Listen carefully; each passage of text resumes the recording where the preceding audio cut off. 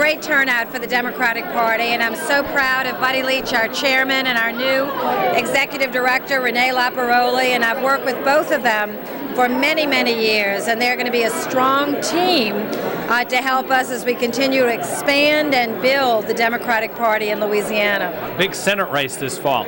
A big Senate race, and we're all hopeful for Charlie Melancon. He's running very hard. I mean, I need a partner in the Senate, not a pretender. I need someone that will be a champion for the people and not just a charlatan. And, you know, we've got a senator representing the other party that really puts party before the state.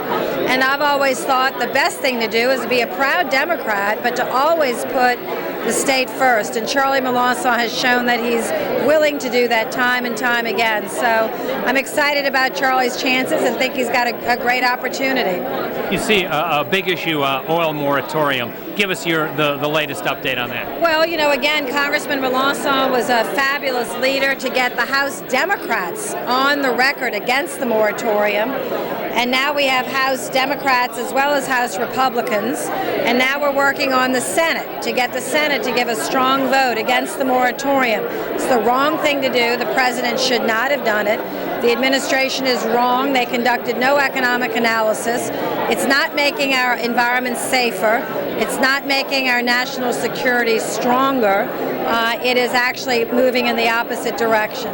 What do you see as the biggest issues between you and your opponent in this upcoming race? Well, you know, I think it's got a lot to do with bipartisanship as opposed to partisanship, honesty as opposed to dishonesty, principled approach as opposed to an unprincipled approach, and working with other people for the best interest of Louisiana.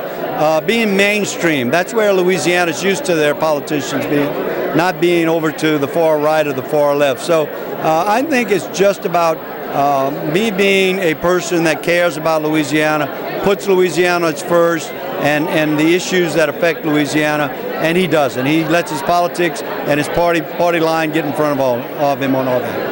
You've been involved in trying to lift this moratorium. Give us the update on that. Well, the moratorium amendment that I had on the Spill Act the other day was about going forward somewhere between drill baby drill and shutting the industry down, which is what I've said, mainstream, pragmatic, trying to get a balance. The people of the Gulf Coast that I represent don't want to wake up any given morning and find another BP explosion out there. So what I proposed was that if the oil companies and the drilling rigs have met the criteria set by them in conjunction with the department, let's put them back to work now. Let's not wait till November. David Vitter and his Republican allies were opposed to my amendment, and they basically said that it gave more authority to the secretary. That's just their line. They can't stand seeing somebody do something that achieves the purpose, and my amendment did achieve it. In addition, and in that same bill that they all voted against, there was going to be $1.2 billion for coastal restoration projects that they voted against.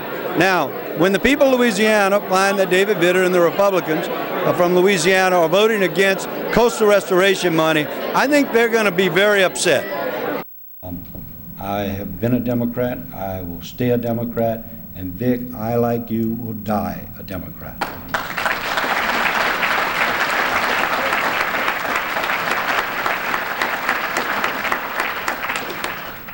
For the ladies, and the reason why we have organized or organizing Women for Melancon, please, if you've not signed up, please do. This isn't about Charlie Melancon. This is about what's right. David Vitter has voted against Lilly Ledbetter. He's voted against the Franken Amendment. He's voted against mammogram coverage in insurance.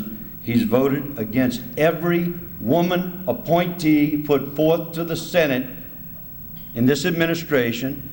I mean, I can understand if one or two women are bad and you don't agree with them, but every last one he has voted against. He's voted against minimum wage. He's voted against those things that are important, not only to women, but to the future of our country, which are our kids. As I tell people, when you look at the issues, and I listen to the Republicans rail about food stamps and welfare, and yet they'll vote pro-life, but they abandon that child and that mother the day that child is born. And then we say, let's give them the ability to have a decent life, or at least the hope for a decent life. So that's when, give them the opportunities for an education. Give them a decent wage to make while that woman is working 2 and 3 jobs to make ends meet, to raise that child. Give them Lilly Ledbetter, equal pay. Give them those things to where there is hope for a future, instead of condemning that mother and that child to welfare and food stamps for the rest of their lives. And that's when they go the opposite direction and rail against that kind of thing. You know, if they truly were believers in the pro-life and other issues, they would understand that you can't just abandon the people once you've done what you think was the right thing. So there's a whole lot of issues. I could talk probably for hours, but Buddy said that wasn't allowed, and I've gone longer than I should. But I'd like to ask every last one of you in this room today to go back to your parishes and your local communities, talk with your sheriffs and your assessors and your district attorneys and your local elected officials, and ask them to get involved. This is about having a person that can be respected in Washington, a person that will help their senior senator to accomplish the task of representing Louisiana. It's awful difficult for Mary and I to explain to people when the junior senator belittles everybody from the President of the United States down in both houses of the United States Congress. And then when you have Katrina, Rita, Gustav, Ike, and British Petroleum expects to stand up and get their help, it just doesn't happen. And it's not going to happen as long as we have David Vitter. Mary can only pull